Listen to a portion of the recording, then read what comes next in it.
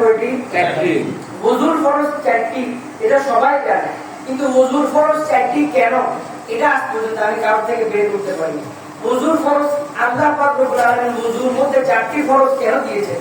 প্রতিটি বিষয়ের ভিতরে আল্লাহ পাক দর্শন রেখেছেন, প্রতিটি কিছুর ভিতরে আল্লাহ পাক হিকমত রেখেছেন।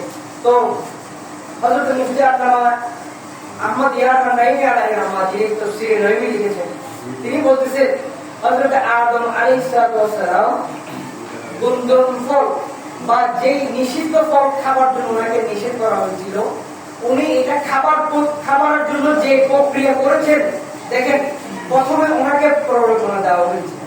উনি এটা মাথার মধ্যে চিন্তা করেছেন যে আমি ফলটা খাবো, আমি মাথায় আচ্ছা চারটা আগে কি কি বলে দিই, চারটা দুর্ঘটনা কি কি আগে মুখমন্ডল কি করতে হবে? ধৌত করতে হবে।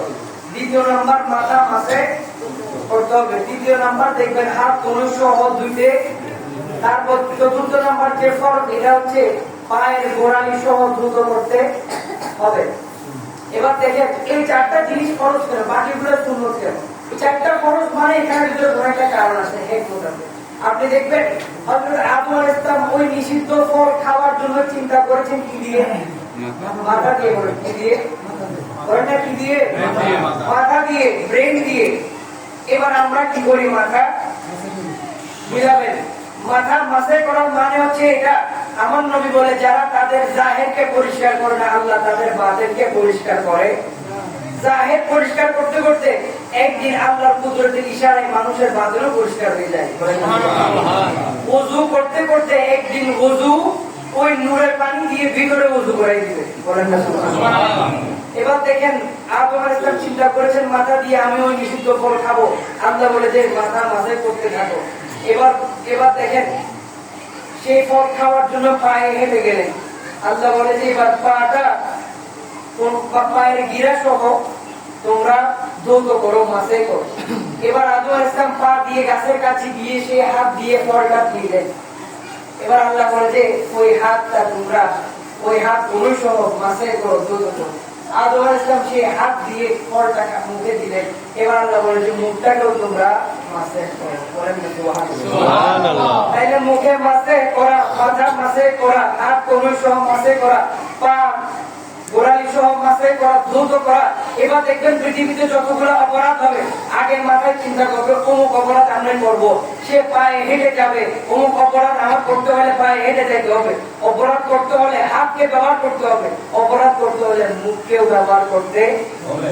এই জন্য আল্লাহ বলে যে এই অঙ্গ প্রত্যঙ্গ গুলাকে তুমি দ্রুত করে নাও, একদিন তোমার নিয়তের কারণে, মহব্বতের কারণে, আহলে সুন্নাত ওয়াল জামাত তোমার মাশায়েখদের পবিত্র নজরে পড়ার কারণে তোমার একদিন এই পানি, এই সাদা পানি একদিন নূরের পানি দিয়ে তোমার ভিতরকে দ্রুত করে দিবে। বলেন না সুবহানাল্লাহ। তাহলে আল্লাহ পাক কোনো কারণে অহেতুকভাবে ওযুর চারটি ফরজ আমাদেরকে দেন নাই। বলেন না ওযুর চারটি ফরজ অহেতুক দেন না। এবার আসেন আলোচনাকে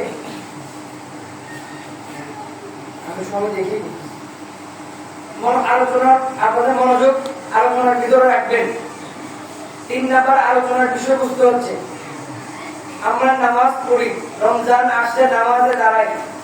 আল্লাহ রাব্বুল আলামিন বলে যে তোমরা যে নামাজে দাঁড়াও এই দাঁড়ানোটা হচ্ছে আলিফ। এই দাঁড়ানোটা কি? আলিফ। তোমরা যে রুকু করো এই রুকুটা হচ্ছে হা। এই রুকুটা কি? হা। বলেন না এই রুকুটা কি? হা। হা আরবি হরফ হা। তোমরা যে সিজদায় যাও এই সিজদা আরবিতে একটা হরফ আছে, এই সিজদার এই ধরনটাতে আরবিতে বলা হয় মিম। আরবিতে বলা হয় কি? বলেন না কি? মিম। তোমরা যে দুজানো হয়ে তোমরা যে বৈঠক করো, তাশাহুদ করো, এটাকে আরবি অক্ষরের ইশারাতে দাল বলা হয়। কি বলা হয়? দাল। দাল বলা হয়। আলিফ হা মিম দাল হয়ে গেল আহমদ। আহমদ মানে আহমদ হচ্ছে আমার নবীর আসমানের নাম। তো আমরা পৃথিবীতে আপনি একটি কিতাব পড়বেন, কিতাবের নাম হচ্ছে শারফুল মুস্তাফা। এই কিতাবটি আরবি একটি কিতাব। এখানে বলা হচ্ছে আমাদের ইমাম বলতেছেন শারফুল মুস্তাফা কিতাবের মধ্যে একটা মানুষ দুনিয়াতে আসে মুহাম্মদ সুরতে। মায়ের পেটে একজন মানুষ যে থাকে, মায়ের পেটে যখন সন্তান বড় হয়, আপনারা দেখবেন, এটা কিন্তু আমার কাছে 40 দিন পর্যন্ত একটা কবি আছে। প্রথম দিন কিরকম থাকে, দ্বিতীয় দিন কিরকম হয়, তৃতীয় দিন কিরকম হয়, চতুর্থ দিন কিরকম হয়, 10 দিন পরে ওই তার আকৃতি কিরকম হয়, 20 দিন পরে কিরকম হয়, 40 দিন পরে কিরকম হয়। এইভাবে 9 মাস পার হওয়ার পর ওই পেটের মধ্যে আকৃতিটা আপনারা এখন ঘরে গিয়ে মিলাই দেখবেন। আমরা তো গবেষণার মধ্যে মিলাই দেখছি, মানুষের মায়ের পেটে আমাদের আকৃতি থাকে মুহাম্মদী সূরতে। বলেন না সুবহানাল্লাহ। কি সূরতে? ওই পুরো সূরত বা আমাদের মাথাটা হচ্ছে কি? আমাদের মাথাটা কি? বলেন না, আমাদের মাথাটা কি? মিম। আমাদের এই পেটের অংশটা হচ্ছে হা। আমাদের পেটের অংশটা কি? হা। আমাদের পেটের পরে আমাদের এই মাঝখানের অংশটা হচ্ছে মিম। মাঝখানের অংশটা মিম। এবং মায়ের পেটে আমাদের ওই পাটা ডালের মতো করে থাকে, মুহাম্মদ থাকে। তো মায়ের পেটে মুহাম্মদ সূরতে আমরা মায়ের পেটে আসি এবং আহমদী সূরতে আমরা আল্লাহর দরবারে আল্লাহর প্রশংসায় লিপ্ত হই। বলেন না সুবহানাল্লাহ। আমরা আহমদী সূরতে কার প্রশংসা করি? বলেন না, কার প্রশংসা করি? আল্লাহর প্রশংসায় লিপ্ত হয়। মিম মানে প্রশংসিত, আহমদ মানে প্রশংসাকারী। তো আমরা মায়ের পেটে ওই সূরতে আমরা প্রশংসিত, আল্লাহর দরবারে আল্লাহর ওহীর মাধ্যমে প্রশংসিত হই এবং পৃথিবীতে আসে আমরা আল্লাহর দরবারে আল্লাহর প্রশংসায় জারি হয়ে যাই। বলেন না সুবহানাল্লাহ। কেউ আওয়াজ করবেন না, কেউ আওয়াজ করবেন না, নীরবে কাজ করবেন। আমার কথা বুঝতেছেন আপনারা? আওয়াজ ছাড়া কাজ করবেন, ইশারায় কাজ করবেন। আর এবার আসেন, আমরা এখন আলোচনা করলাম কোরআন এবং হাদিস থেকে। এবার আসেন, এই ময়দানে আমি আরো একবার বলেছিলাম, আলিফ, এই পৃথিবীতে আল্লাহর অসংখ্য সৃষ্টি আছে যারা দণ্ডায়মান অবস্থায় আল্লাহর জিকির করতেছে। যেমন এই গাছ, যেমন কি আপনাদের মনোযোগ আছে? যেমন এই গাছ সারাক্ষণ দাঁড়ায় থাকে, ঠিক না? এই গাছ এভাবে সোজা অবস্থায় আল্লাহর পাকের তাসবিহ করতে থাকে। আসমান এবং জমিনের মধ্যে এমন কিছু নাই যেটা আল্লাহর তাসবিহ করে, আল্লাহর প্রশংসা, আল্লাহর মহিমা ঘোষণা করে না, এরকম কোন সৃষ্টি নাই। পৃথিবীতে দেখবেন কতগুলো প্রাণী আছে শুধু দাঁড়ানো অবস্থায় আল্লাহর প্রশংসা ঘোষণা করতেছে। কিছু আল্লাহর সৃষ্টি আছে যারা রুকু অবস্থায় আল্লাহর প্রশংসা করতেছে। যেমন দেখবেন গরু, যেমন কি গরু সারা জীবন রুকু অবস্থায় থাকে, ঠিক আছে? গরুর মাথাটা রুকুর মতো থাকে না? ছাগলের মাথা, ভেড়ার মাথা, এগুলো কিরকম থাকে? মানুষ আমরা যেরকম রুকুতে যাই, এই রুকু অবস্থায় গরু সারা জীবন ঘাস খায়, গোয়াল করে গোবর দেয়, দুধ দেয়, সাথে সাথে আল্লাহর তাসবিহ পাঠ করে। এবার দেখেন, কিছু আল্লাহর সৃষ্টি আছে যারা সিজদা অবস্থায় আল্লাহর তাসবিহ করে। কিছু সৃষ্টি আছে, যেমন দেখবেন এই সাপ সব সময় মাথা জমিনের সাথে বেঁধে থাকে, এইভাবে। কিছু প্রাণী আছে যেমন তেলাপোকা, টিকটিকি, এই ধরনের অসংখ্য প্রাণী আপনি খুঁজতে পেয়ে যাবেন যাদের মাথা মাটির সাথে বেঁধে থাকে। তো আল্লাহ রাব্বুল আলামিনের অসংখ্য সৃষ্টি আছে যারা দাঁড়ায় জিকির করে, রুকুতে জিকির করে, সিজদায় গিয়ে জিকির করে। আল্লাহর বিশেষ কিছু ফেরেশতা আছে যারা দণ্ডায়মান অবস্থায় তাসবিহ করতেছে, রুকু অবস্থায় তাসবিহ করতেছে, সিজদা অবস্থায় তাসবিহ করতেছে। তো ইমামরা বলে, তোমাদেরকে নামাজের যে সূরত দেওয়া হয়েছে, পৃথিবীতে যত ধরনের ভাবে আল্লাহকে ডাকা যায় সবগুলো নামাজের মধ্যে আল্লাহ পাক তোমাদেরকে দিয়ে দিয়েছেন। বলেন না সুবহানাল্লাহ। এবার আসেন নামাজে, আসসালামু আলাইকুম ওয়া রাহমাতুল্লাহ, আসসালামু আলাইকুম ওয়া রাহমাতুল্লাহ। আমরা সালাম কাকে দিয়েছি? আমরা সালাম কাকে দিয়েছি?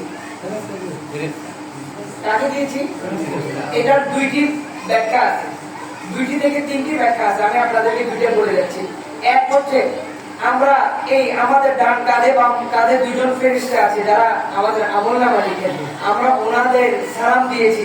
পাশাপাশি তাফসীরে আশরাফিয়ার মধ্যে আছে, উনি সেখানে বলতেছে, হযরত মাকদুম আশরাফ জাহাঙ্গীর সুন্নানী আলাইহির রহমাহ, উনি ওনার কিতাবের মধ্যে বলতেছে, ডান দিকে যখন তোমরা ফিরো তখন তোমরা তোমাদের ডান দিকে তোমাদের যত মুসলিম ভাইরা 24 ঘন্টা তোমাদের আশেপাশে থাকে, তোমরা সবার শান্তি কামনা করেছো।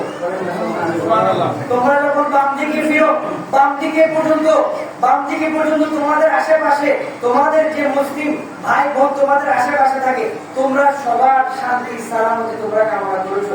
তোমরা যদি নামাজের বাইরে গিয়ে তাদের বদনাম করো, তাদের গীবত করো, তোমার এই নামাজ আল্লাহ তুমি যখন এই নামাজ দিয়ে আল্লাহ দরবারে যাবে, তোমার এই নামাজকে আল্লাহ তোমার মুখের উপরে নিক্ষেপ করে ফেলে দিবেন। কারণ আল্লাহ রাব্বুল আলামিন বলছেন, নামাজ দেওয়া হয়েছে শান্তি প্রতিষ্ঠার জন্য, নামাজ দেওয়া হয়েছে স্থিরতার জন্য।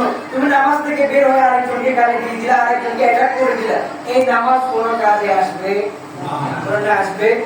কারণ ডানে বামে আমরা সালাম শুধু ফেরেশতাকে দেই না, ডানে বামে আমাদের সাথে যারা টাকা পয়সা লেনদেন করে, আমাদের সাথে যারা কথাবার্তা বলে, আমাদের সামনে যারা আসে, আমাদের সাথে যারা লেনদেন করে কথাবার্তা বলে, আমরা যদি নামাজের বাইরে গিয়ে তাদের সাথে শত্রুতা করি, তাদের টাকা পয়সা মেরে দিই, তাদের সম্মান হানি করি, তাদের সম্মানের উপর আঘাত করি, আসলে মাঠে ওই নামাজিকে আল্লাহ তার নামাজ তার মুখের উপর নিক্ষেপ করে দিবেন। এটা নামাজের শান, এটা নামাজের উদ্দেশ্য।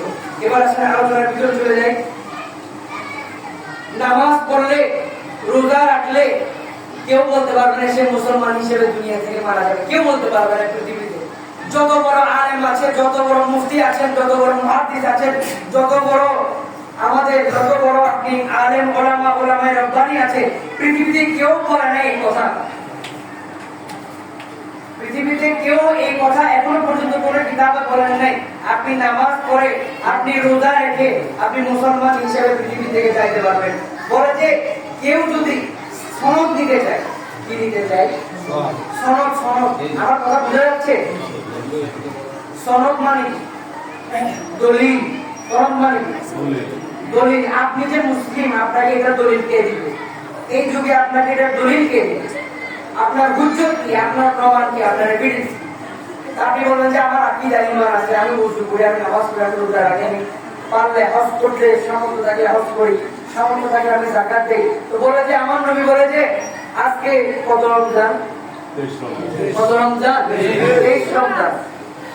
পৃথিবীতে কোন মানুষ যদি 21 রমজান কেন্দ্র করে, কোন মানুষ যদি বেলায়েতের যিনি সম্রাট আছেন, যাকে আমার নবী আনতা হাফি ফি দুনিয়া ওয়াল আখিরা, দুনিয়া এবং আখিরাতে আমার ভাই, এবং তিরমিজি শরীফের মধ্যে আমার নবী বলেছেন, আলী তোমাকে মুনাফিক ছাড়া, মুমিন ছাড়া মুনাফিক তোমাকে কোনোদিন মহব্বত করবে না।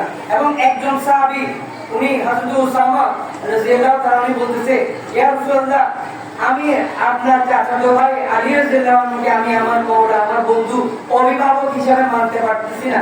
আমার নবী বলেছেন, আলীকে যারা মানবে না, হযরতে মাওলা আলীকে যারা ঈমান আনবে না, ওনার প্রতি ভক্তি শ্রদ্ধা পূর্ণ আনুগত্য পূর্ণ ঈমান ওনার প্রতি যারা আনবে না, আমার নবী বলেছে আলীর দফতর থেকে মানুষকে ঈমানের সার্টিফিকেট দেওয়া হবে। বলেন না সুবহানাল্লাহ। মাওলা আলী যার পক্ষে সাফাই গাইবে না, সে কোনোদিনও ঈমানদার হতে পারবে না।